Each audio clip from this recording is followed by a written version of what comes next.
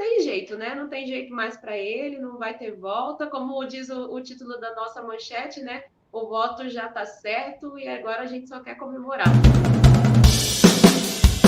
A condenação é certa, não tem dúvida, ninguém tem dúvida. Então já está se falando no próximo passo. O que acontece na pós-condenação? É claro que a gente vai curtir cada momento, né? Nós vamos assistir cada minuto do julgamento hoje. Mas sabendo-se que ele será condenado, a questão é o que eles farão. Então, hoje, a votação vai ser nesta sequência que vocês estão vendo aí. Nós já tivemos, então, o voto do Benedito Gonçalves, ele que é o ministro corregedor, como falei, às 9 horas, logo depois da abertura da sessão pelo Alexandre de Moraes, ele deve fazer um resumo do voto dele. Na sequência, todo mundo sabe qual foi o voto dele, né? Inelegibilidade do Bolsonaro por 8 anos e tirou o Braga Neto, né? O Braga Neto, ele tirou da causa, tirou do caos, né? Braga Neto tem questões em relação a isso, até os bolsonaristas estão descontentes de ter tirado o Braga Neto. Ele deve entrar na próxima ação, vamos ver.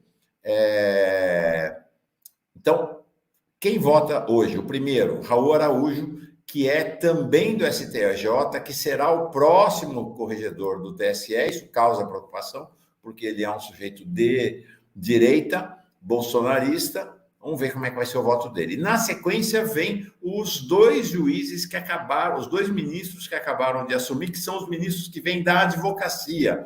São ministros nomeados por Lula a partir de lista tríplice do próprio TSE. Os 2 são muito ligados ao Alexandre de Moraes. Floriano de Azevedo Marques e depois André Ramos Tavares. Ambos foram indicados pelo Alexandre de Moraes e são tidos como homens de confiança dele.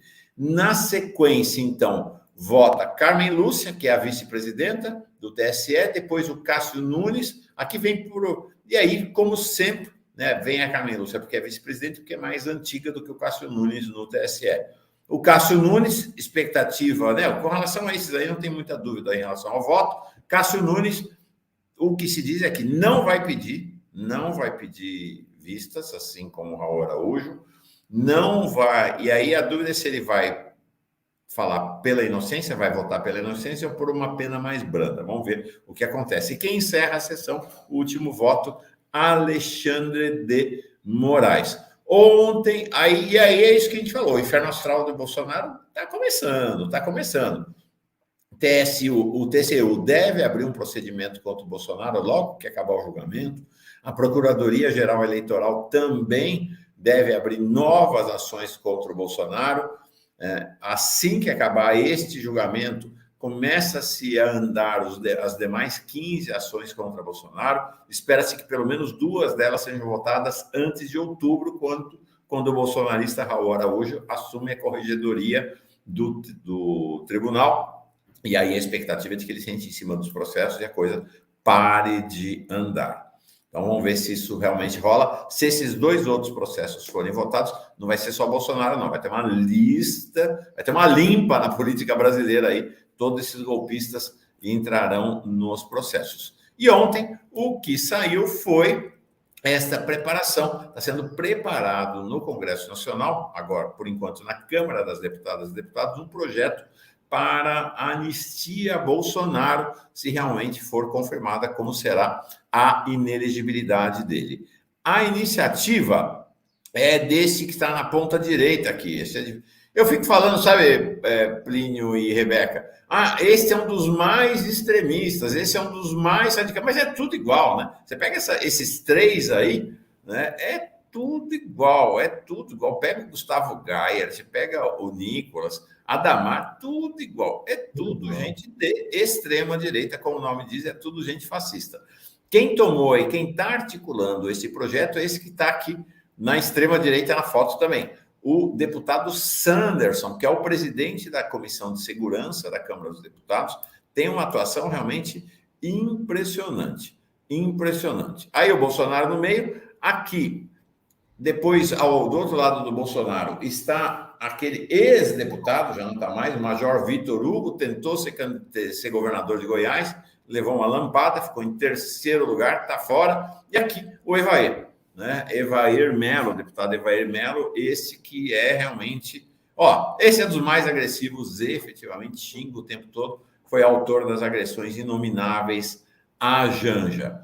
A ideia deste projeto de lei é anistiar não apenas o Bolsonaro, que ficaria feio, todos os políticos que cometeram crimes eleitorais de 2022. É também uma autoanistia, né? E são vários parlamentares de extrema direita que tomaram essa iniciativa. No contexto do Congresso Nacional hoje, chance reduzida, reduzidíssima de passar. O que eles contam, é a pergunta da Luciana, chance quase zero. Eles contam com uma virada no cenário político, mas com o governo Lula dando certo e com a articulação da base do governo Lula com o Centrão, praticamente zero chance de passar. E ontem a Gleisi já se levantou. Bolsonaristas preparam um projeto de lei para anistiar políticos que cometeram crimes eleitorais em 2022 para livrar o Bolsonaro da inelegibilidade. Só faltava essa, e ainda querem isentar de culpa crimes hediondos, terrorismo, tortura e racismo. É muito descaramento dessa gente. Não tem essa anistia, não. Foi o grito da posse de Lula, né? Sem anistia. Sem anistia. A que ponto a extrema-direita chegou e ainda quer usar o cargo para encobrir crimes. Plínio, seus comentários e conta para nós o que está rolando, o que Bolsonaro está fazendo aí nessas horas que antecedem o julgamento.